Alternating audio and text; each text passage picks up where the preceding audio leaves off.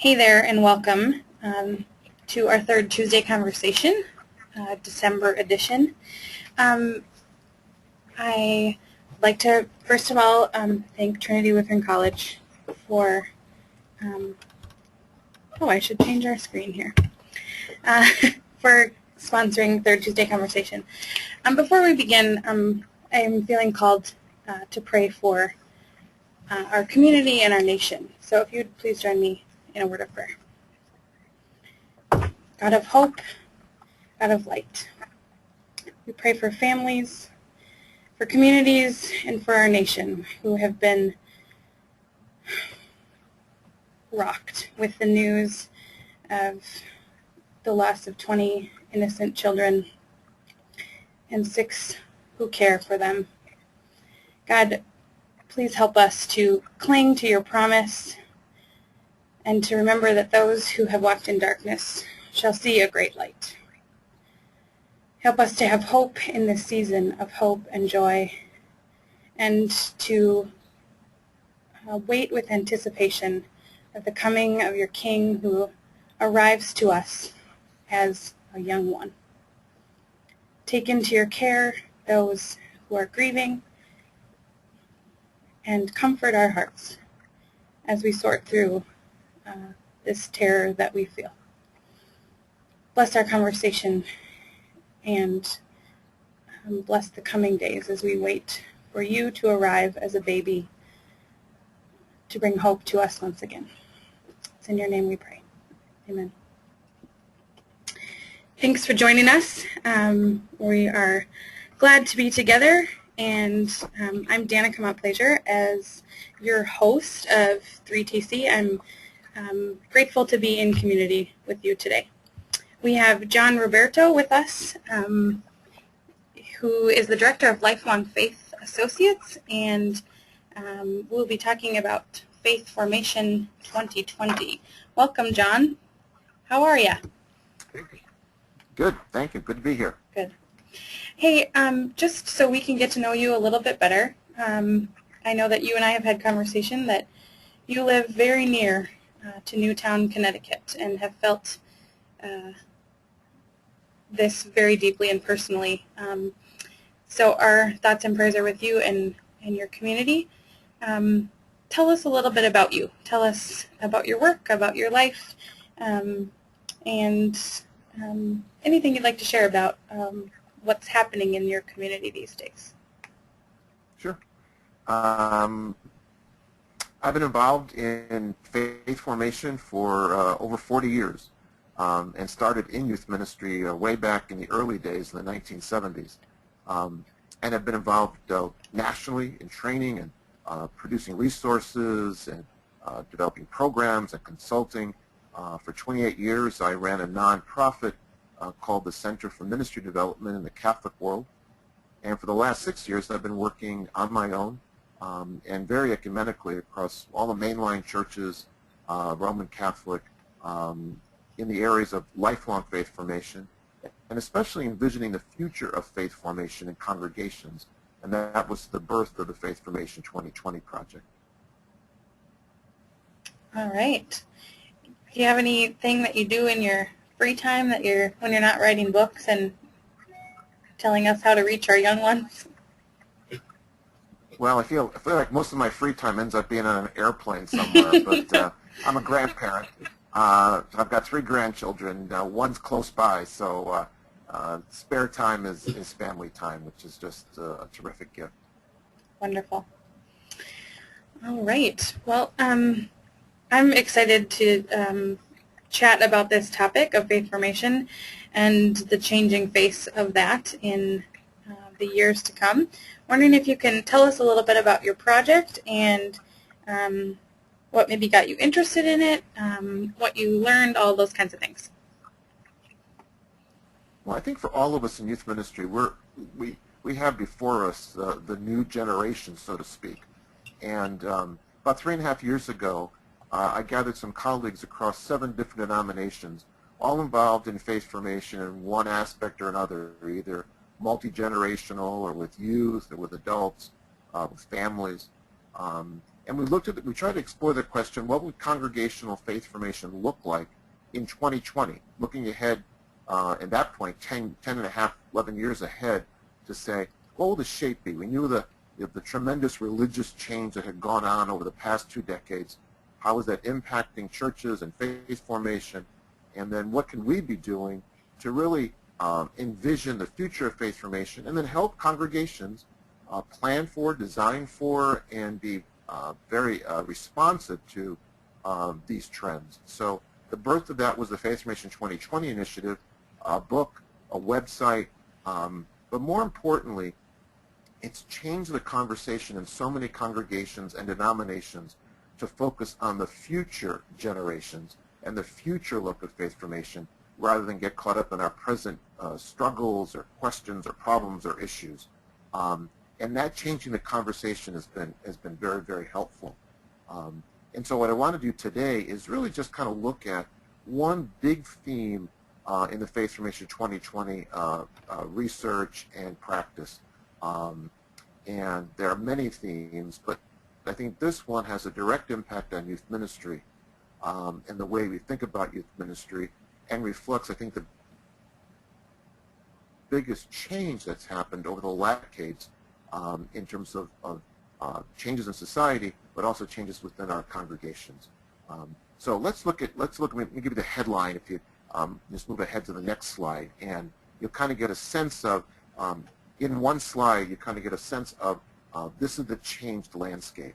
Most researchers say that in the last 2 decades, we've had more religious change in the religious world, so to speak, than we had in the prior 100 years. And I think that's really expressed well in thinking about our congregations in the world of religious diversity. It wasn't so long ago that congregations were more homogeneous than heterogeneous.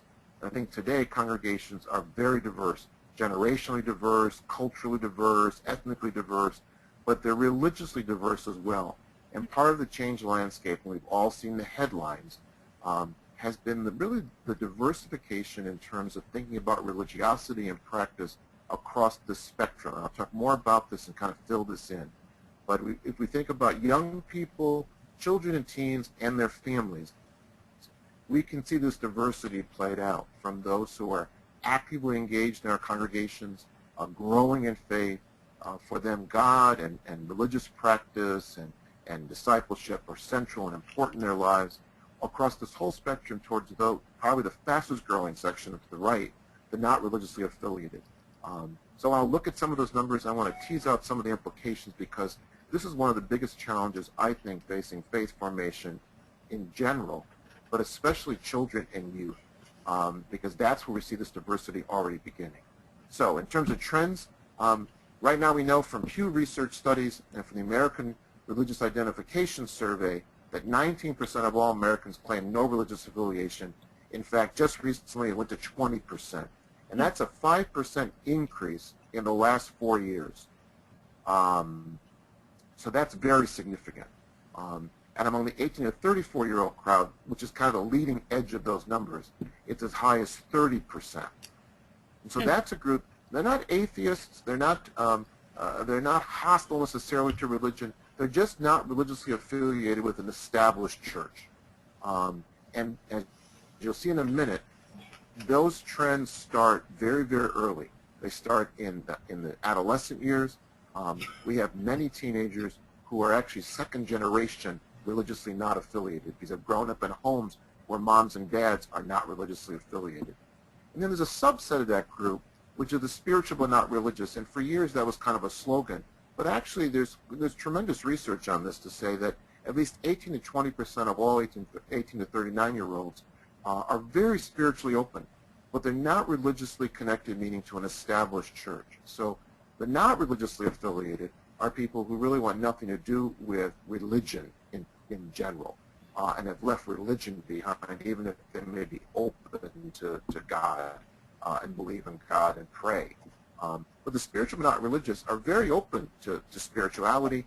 Many are Christian. I call them generically Christian because they're not part of any established denomination. That's what they've left behind. And that's another huge group. So in terms of these two groups here, you'll already see those happening in the adolescent years, but most importantly, these are growing numbers of Americans, and the numbers skew younger.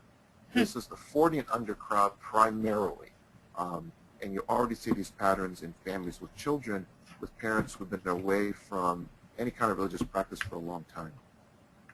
This is the research. You'll see the two books in the left corner and the right corner, A Faith of Their Own and Souls in Transition. Souls in Transition was the second book in the National Study on Youth and Religion. We're all familiar with soul searching, but this one, Souls in Transition, was the study in the 18 to 23-year-olds. And A Faith of Their Own was a look back on the original teenager research in the high school years and looking at the religiosity of teenagers based on the same data. So we have data on the high school and we have data on the 18 to 23-year-olds. And what you see already is religious diversity in the adolescent and then emerging adult years. Already in the youth years, if you go left to right, you'll see again that continuum. The abiders being the most deeply committed to their faith, practicing their faith. Faith is central, God is central, regardless of denomination or religious tradition. We have that percentage of the abiders. And then as we move across from the adapters who are much more selective, as well as the assenters, you're moving at people for whom faith is less operative in their life. And of course, when you move to the avoiders and the atheists, it becomes clear in terms of that's where the religiously not affiliated already emerging. Almost, again, 30% in the high school years, the teenage years. Emerging adulthood, each one of those numbers goes up at the right end. So in the emerging adult years, religiously indifferent, religiously disconnected, and the irreligious represent 40% of all emerging adults. Whereas the committed traditionalists, which match up pretty well with the abiders, you see already a 5% decline. So the number of those who are actively engaged, practicing their faith, declines from the youth to the emerging adult years. Or already in the youth years, you see a great diversity of religious practice and belief. Right. I've got a couple of slides that I've done, and these are, I put the PowerPoint online at my website, lifelongfaith.com, so I'm not going to walk through these. Just know that I've done these summaries on the next two more slides. So they're really there for you. Let's move around over to how do we actually target that diversity. I think that becomes the biggest issue. And one more. There we go. If we think about most congregations, whether it's in faith formation or whether particularly with children or young people, what you'll notice really pretty quickly is that in the red box, the vibrant faith and active engagement, that's where most of our time and energy is devoted. Our programming, our staffing, in many cases, those are the on-campus programs that we do. Most of our discussion, most of our focus is how to develop the faith of that particular group. And most of our resources are committed to that group. Most of our concern is that group is shrinking. The minimal engagement group, minimal engagement with the faith and their community, are the people who participate. They can participate as actively as once a month. Or these may be parents who drop off their children for Sunday school, for example, or for confirmation programs. But they're only engaged in those kind of episodic moments. They're not really engaged in their community, and faith really isn't driving their life. Gallup has a great way of talking about this group. Their spiritual commitment isn't deep enough to drive their engagement in the community, and they're not engaged enough in the faith community to really nurture their spiritual commitment. But we have contact points with that group across those first 2 decades of life, but their participation is more minimal or occasional. And then you have the 2 large groups, spiritual but not religious, and not religiously affiliated. And again, those trends started as early as families with children, but certainly by the teenage years, we're already seeing people who are withdrawing from established religious congregations towards a more personal spirituality or even small group spirituality, maybe driven by service or mission to others, but not connected to an established church. And those for whom, well, I call this the group on sabbatical, the not religiously affiliated group that is really not connected. They may believe in God. The number of atheists in the United States really hasn't increased dramatically in the last couple hundred years, but their religion doesn't really hold something for them in terms of meaning and purpose in life. I think if you looked at these 4 profiles based on the research, you could already see these profiles at Sunday school. You could see these profiles in many confirmation programs in the high school years, whether in the Roman Catholic world, the Lutheran world, anybody who's doing that ritual in the high school years. People are there for a variety of reasons. You already see the beginnings of this diversity of religious practice, this diversity of religious belief, this diversity of engagement in the community. It's our biggest challenge because when you think about, if you looked at this as a pie chart of the amount of time and energy and resources we commit, for most congregations, their biggest commitment is towards the left side, the vibrant faith and active engagement, somewhat with the minimal engaged. But in terms of going out more missionally towards the spiritual but not religious and not religiously affiliated, being innovative and creative about how to reach them, there's not much being done in general in congregations with energy and time and commitment to those two groups, the spiritual but not religious and not religiously affiliated. So you see that stretched out across this whole spectrum. What that means for us is this. I'll give you a couple implications and hopefully you'll ask some questions around it. We have been in a mindset where we've tried to be a one-size-fits-all model of faith formation, Sunday school, or youth group, high school. And what we now have is we need to start thinking differently. And I simply call that differentiating and personalizing. So first we want to be able to fashioning differentiated, personalized, and customized ministry and faith formation around the lives of young people and their parents, and then move away from the one-size-fits-all programs and resources. In many ways, you don't need one youth group, you need dozens of youth groups targeted around the particular religious and spiritual needs and engagement of our young people. And then secondly, we need to address young people's spiritual religious diversity by offering a wide variety of religious content and experiences. There's just no way to find one thing that will address this diversity across the whole lifespan, but particularly with children and teenagers and their families. We have to offer a wide variety of content experiences that can be tailored around the person. Many congregations, their kind of implicit approach to faith formation and ministry has been, people fit our programming. And I think the opposite has to be, we have to tailor and fashion the faith formation around the people in their diversity. And the last point, which kind of falls off the bottom of the slide, unfortunately, Sorry about that. Developing personal pathways. Just too much content. Developing personalized pathways for faith growth, mentoring, small groups. We need to personalize the ministry. And I think our one-size-fits-all gets in the way of tailoring it around young people and around their families, and secondly, providing more personal pathways.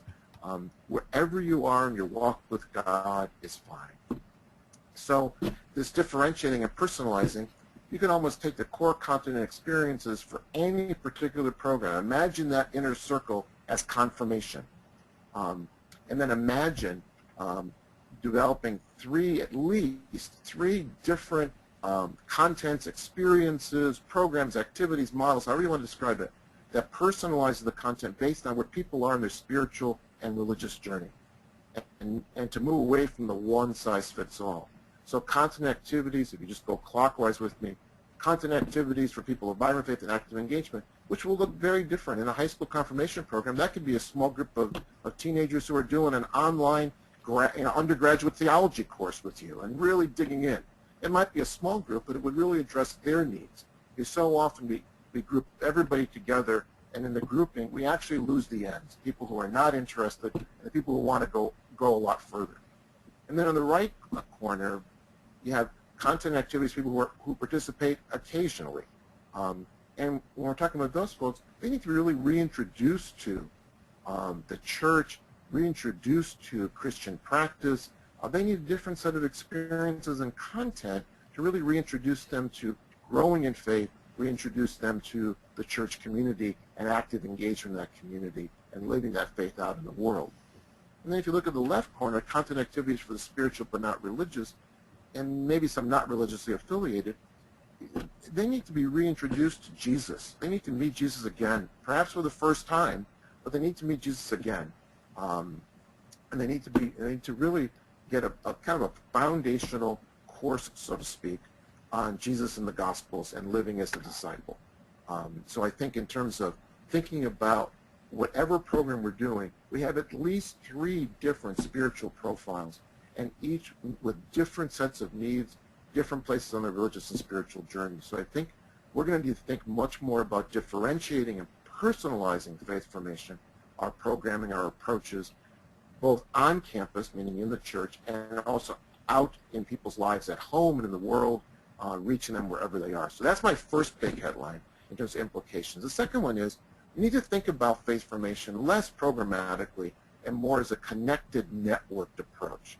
And so what we now have with the technological revolution, so to speak, and the online revolution, and we now have the models and resources and technologies to expand faith formation to actually address all the diversity I just talked about, to address the diversity of people's life tests and issues, their religious and spiritual needs.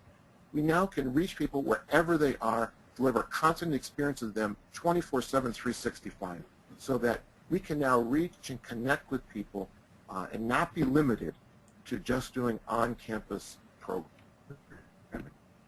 We can engage people in a wide variety of experiences and tailor that to the busy lives. So it's not people fitting into our schedules, it's us being responsive to them wherever they may go. As individuals, small groups, at home, in the church, out in the world, we can reach them and they can connect with us. And of course, we can connect people today physically in physical places and virtual spaces with all the social media that's available to us to use. You have the online resources, the new technologies, social media technologies. We have ways to develop connected, networked faith formation and youth ministry that can actually address the diversity I just talked about and to address it in a way that tailors our ministry around the people. The second part of that, we're getting an example coming up. One way to start thinking about this is to think about the diversity of the religious and spiritual needs of teenagers and think about how do I craft a network. Now think website for a second in terms of all these resources being aggregated and communicated and delivered on a website platform. But think of all the ways we can use that platform to connect people to each other and to the resources, the programs, and activities. And so this is just one of my many diagrams in thinking about how do we engage young people in the intergenerational life of our community, which is so, so important for their growth and for, as the Fuller Institute says, their sticky faith. But also how do we personalize and customize it around them, around their life issues, around parent-teen things, around Bible study and religious learning, around prayer and spiritual formation. In other words, to diversify beyond what we're able to do in a physical location. So the physical and the virtual, and to engage in this wide variety with all the new digital resources and tools we have available to us. We have all kinds of ways to reach people and to differentiate faith formation around them. This is just one example of just the kinds of content, let alone all the online digital resources, programs, and activities that we could bring to bear so we can address this wide variety. And it's a two-way street. It's not just, in quotes, pushing content towards young people. It's engaging them and their families with us and with each other through use of social media. And you see a variety of that up here as well. I'll take the next one, which is just a simple illustration of a sample website I just illustrated with people. This one was for families, and it's a very simple website platform, but it's a content platform. A lot of church websites are more information kiosks in a sense. They provide lots of information, programs, calendars, that kind of stuff. Where can people get the kind of content experiences and connection with each other that would allow them to have access to the rich resources we can provide them across all this diversity? In terms of formats, we can now think much more broadly. Let's move to the next slide. About the, it's coming, there we go. About all the different ways we can reach people today. So learning that takes place, faith formation, ministry on their own, mentored at home in small groups and large groups in the context of the intergenerational church community, out in the community and world, all of that can be done in face-to-face as well as virtual settings. So we have the ability, the methods, the resources, the tools, but now we need to model this connected network model of faith formation, which allows us to wrap faith formation all around young people and their families. We've got plenty of formats to do that. In the next slide, we've got lots of methods to reach people. Hey, John, can I... Getting creative about our method. Sure. Great. I just want to interject. We're coming close to our half-hour time frame. Okay.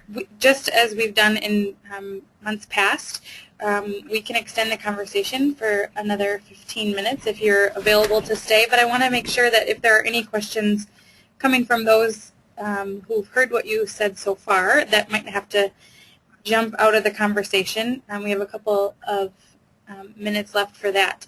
I do actually have a couple of questions coming in, just magically like that. So if you want to join the conversation and you have a question for John, please pass it along by typing it into the question box on your right hand side of your screen. John, a question coming in: how do you classify those youth who are active based on forced participation? Jonathan is wondering. Well, forced participation, it kind of masks the real diversity. In many ways, you know, as a youth minister, as a teacher, those who are there because of their faith, etc. Participation is in those categories of vocational and spiritual, but just the last time they need to do something from, parents will get them to from it. After that, the kids are on their own. We see this huge drop-off at the formation. Mm-hmm. And then what you have are, hopefully, the active and the engaged ones who continue in participating. So the same thing with this goal. It's very hard to see the diversity. You assume the diversity based on at Sunday worship, the engagement, like do you see faith practice going on at home, etc. So you can tell how the family practices their faith will give you with at least three of it looked at, from spiritual and religious through the act.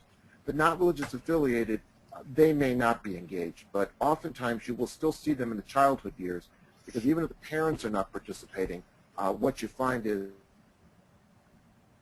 their children. So a couple, at least just to give them a taste, being modeled or supported, or the ability for that to take root. All right, great. Well, for those of you who are wondering, there's a couple people wondering, you can download John's media presentation. Oh, can you hear me? Are we back? Yeah, I'm having some trouble hearing John too. Yes, I can hear you now. Okay. I'm not sure what happened there. I had some trouble hearing you, but hopefully you can all hear me now. Verizon commercial here. Can you hear me now? Can you hear me? Okay. The presentation can be downloaded via John's website. John, will you repeat that again? Yeah, they can go to lifelongfaith.com and just go to the presentations menu, and it's the first one on the presentations page. Okay. And it's in PDF, so it's easy to download. Awesome. Okay, we'll keep trucking along. Maybe move quickly through some of these at high level, if possible. For those of you who are going to jump out of the conversation, hopefully you registered for the Extravaganza 2013, January 24th to the 28th in Anaheim. And you will be able to listen to the rest of this for download once it's archived on the 3TC webpage later this afternoon. So if you can't stay now, you can pick up the rest of the conversation later. All right. Moving forward. Well, yeah, I'll just wrap up with these last couple of slides, and then hopefully there's some other questions. The key point about the last two slides, we have formats, we have just a variety of methods which we need to use every one of these to reach this diversity. We have the interactivity in social media. So when you think about all the things that are already done for us, I'm watching people do Bible studies in small groups around using Google Plus, face-to-face, you know. So we have all this available, and all this technology is free. It's just waiting for us to use it connected to the purposes of our program to reach this diversity. And then we have safe environments that are also free. One of the sites I recommend to people all the time is a site called Edmodo. And that's, there it is. And the school districts use this all across the United States, and it's a safe, secure environment, password protected for the children as well as young people as well as their parents, in which you could literally run faith formation projects, all kinds of good stuff, discussion of the rest in a safe, secure environment. And Edmodo is free. So we've got the technologies, and we've got the resources. Now we need to create the model to address the diversity that we have with our children, with our teenagers, and their families. And this is just one example of just a wonderful website of a church in Dana Point, California, St. Edward's Roman Catholic Parish, that really is using their web platform to resource children, teens, and their parents. And they've redesigned their high school confirmation program by putting content online. They now meet once a month over a 2-year program. The other 3 weeks are online projects and reading. They have a parent track. Parents and teens both come once a month. They have things for each of them and some things together. The participation rate has gone up to over 90-something% because of adjusting the model, and people participate in the online discussions, content. The youth minister is just ecstatic. He actually is doing more one-on-one and small group work with teenagers online and in person because it opens up the whole month to get them away from a programming mindset. So I think we're at the beginning of rethinking our models of faith formation for the 21st century. These are just some examples, but the diversity is there waiting for us to respond. We have the tools to do it. We've got to change our models. That's the website you can get the material from. Danica, other questions people have at this point? I invite people to keep the questions coming. Don't have anything in my question box at the very moment. I'm wondering a little bit about how do you help people move from very programmatic? I mean, the church historically has been very program-driven to help them. To me, I wonder if it gets lost in just another thing when it's an online platform, you know, that people are getting emails and getting notifications and things like that via Facebook, that it doesn't just get lost as another piece of noise in their life. I think the big shift for people is, that, first of all, I think we need to look at our programming and start asking the question, given the diversity, who is the program targeted for? Who's participating? Whose needs are we addressing? And the limitations of the program model is simply, a program-centered model, simply this. You can only stretch it so thin. So you can't really create programs for that continuum of religious diversity. We just don't have the time, facilities, money, staff to make all that happen. So we need an online platform. We need to use the social media tools to complement the on-campus tools. And so moving out of the youth group program mindset into this much more blended hybrid mindset. The website is not so much social media as it is kind of a platform where things happen, resources are available, people can connect, people are connected to programs, people can continue to learn. So for example, St. Edward's puts content on there for 3 weeks of the year, 3 weeks of every month. The content is available for the confirmation program online. There's interaction online, lots of questions. But then once a month, the physical face-to-face kind of extended program, because they have more time to work with each other, teaching, small group work, all that kind of stuff. And of course, during the month, there's mission things, there's service projects, there's other things that complement that. But by adjusting that program-centered model into a hybrid model, where you have learning going on in different venues, you're able to really tailor it around and adjust it around the people, their busy schedules, and their diversity. So it's not to think about the website as replacing anything, or to think about stop doing programming. It's starting to think about programs for targeted audiences, and then how do I use all these new technologies to reach a wider audience that allows me to stay very focused on our goals of discipleship, faith formation, etc. with young people. Awesome. We have a question coming in from John. He's wondering, where is this working? And the second part of that question is, does it work differently in the evangelical world compared to mainline world? So the first question is, where is this working? Or have you seen this working? Well, that's why I put the slide up of St. Edward's. I think they're starting to innovate. And I think that what churches are doing, so to say something's working, I'm always hesitant on that, because we're in a phase of really experimenting and innovating. These platforms are brand new in many ways for congregations, and we need to start making small innovations that we can learn from in our own churches. And I don't find really any denomination having an advantage over any other one. I don't find evangelical churches doing things that are light years ahead of mainline Roman Catholic Orthodox churches. We're all new. This is all new territory for us, of how to think about this blended hybrid models of virtual, physical, tailored around people.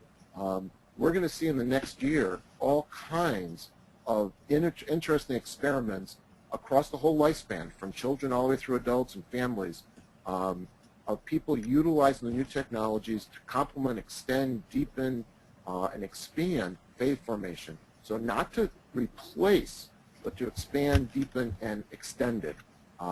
That's what the web does, I think, really well. Social media connects people to each other. I think that's what it does well. All these pieces have roles, but I think right now every church is trying to respond adaptively to the challenges, and the challenge is religious diversity, and the challenge is using these brand new technologies for our purposes, not to be used by them, but to use them to accomplish our aims. But I don't find anybody really way ahead of anybody else. Okay. So, but it's worth checking out St. Edward's and Dana Point. They've got a great website. Great. I have a paraphrase from Deborah's question. What do you do if you're one staff person already overwhelmed? How do you initiate something like this? Small Bets. It's a wonderful book called Small Bets, and it's about innovation in organizations, big and small. Choose an area and start innovating there. So let's say, for example, I'm running the confirmation program. Well, I start planning now for next fall and try to introduce some differentiation into the program. Or I put up a website and I try doing some small group kinds of things that on your own that young people can access with maybe a mentor or a guide or small groups. I take what we do. Let's now use an adult faith formation example. So I'm doing a Lenten series, bringing in 4 great speakers. We all know the 24 people who will come to that. They come every year. I'm going to stream that live. I'm going to record it and put it on our website. I'm going to build a study guide around it. I'm not going to change my congregation's life in a year. I'm going to take 3 years. I think about a 3-year time frame. I'm going to make a series of small bets to use the new technologies, to expand it, to reach new audiences. And so I would say start where you feel comfortable and apply this differentiation principle, apply the web, apply the technology. How can I better serve our young people? How can I better serve their parents? And so, I often say an area that you can't have any competition is providing things to parents, whether parents of children or parents of teenagers, because really no one's there to serve them in most congregations. So if I'm by myself and I'm stretched, these new technologies are a godsend. because it allows me to expand my ministry off campus where I can't be present to everybody. Sure. The other thing is, if I'm a youth minister, I have experts all around me. They're high school kids who know all this technology, who can work with me, become my technology team. Heck, if I'm in faith formation, I got some third graders involved in this. You know, we'd be off and running. I'll often say at a workshop, if third graders ever got organized, they could take over the world. We're just lucky they don't get organized. It's probably true. So, you know, we've got the resources to help us, but just make small bets. Start with small innovations in areas that can build and can be scaled up to reach bigger audiences.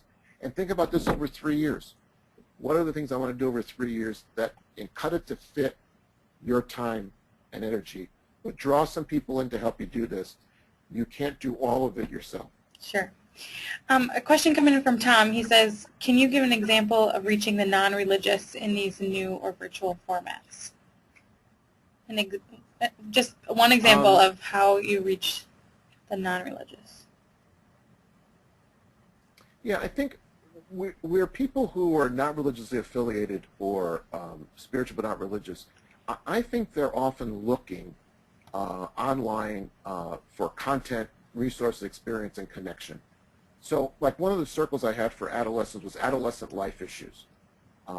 Will they be able to turn to our congregation and get help with their life issues that they face, life tasks they face? Parents, will they find a section on our site that's just help for parents, good parenting skills, how to have a discussion with their kids, that kind of, not necessarily explicitly religious, but built around their life issues, life tasks, life needs. We need to think about ourselves as a resource to the entire community of people around us. A website allows you to reach all those people, but you need to target that content. And so why is Facebook so important? Well, that's kind of our stake in the online community, so to speak. Why is Twitter important? It's a way to communicate to people, et cetera, et cetera. Okay. So I'm thinking that if I want to attract people who are not religiously affiliated, if I want to attract people who are spiritual but not religious, I want to make sure I have some content that would address some of their life issues and life tasks at whatever stage of life they are at. And I think a website can help do that. The way to think about those two groups of people is we have to plant ourselves in their world because they're not going to plant themselves in our world. And so a website allows you to do that. Community-wide events, mission trips, service things allow us to do that. So we have to plant ourselves in their world and engage them where they are. I think this gives you an opportunity to do it, but I would do it around their life issues and life tasks. Help them see that our congregation is here for them no matter what. Great. I think that's very powerful.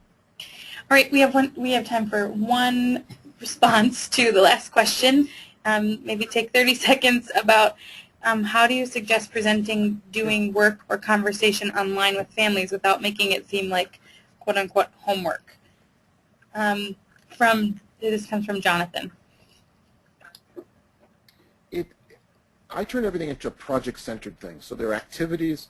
One church I work with started changing their Sunday school, and every month was a project that the children did with their parents.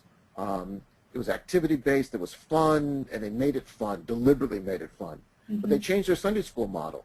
Three weeks of the month, in each month, they were in classes around the same content the project was being designed around.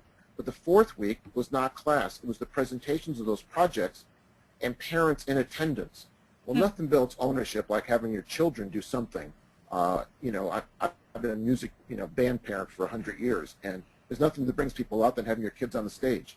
And so they really changed their Sunday school model to go to this 3+1 model, which was very effective. So we can start doing things that engage parents as parents are used to being engaged. They're used to going to music concerts. They're used to doing homework with their children. They're used to Boy Scouts and Girl Scouts.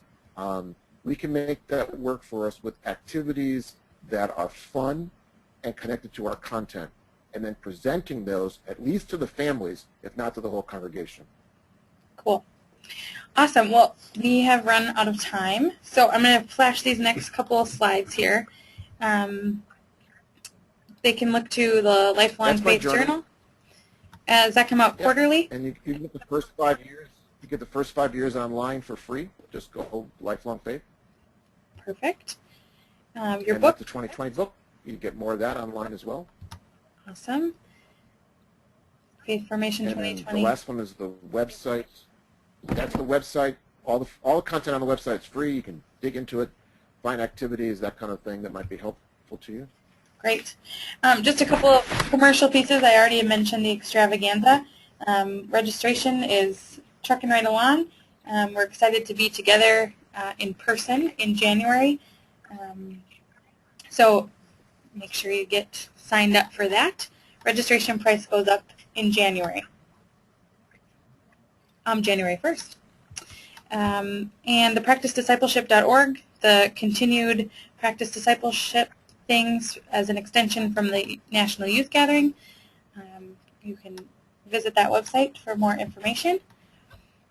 And our next month's guest will be Brianna Morris-Brock talking about mission trips. So we hope that you join us in January. Have a blessed rest of your Advent season and a Merry Christmas. We will be together with Third Tuesday Conversations in the new year. Thanks, John, for being with us today.